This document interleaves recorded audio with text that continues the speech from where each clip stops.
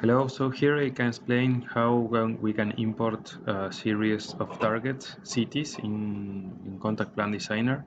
So first of all, we have a CSV file where we have three elements per row, and we have the name of the target we want to add.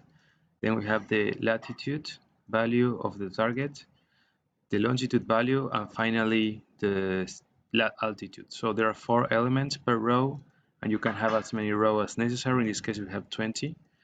And to import this into STK, we just need to open the Satellite Constellation Designer, the latest version, and then you can here open the CSV file where you have this. Then automatically STK will start importing each one of these targets automatically. So, and there is no limit in the number of targets that you can add here in STK.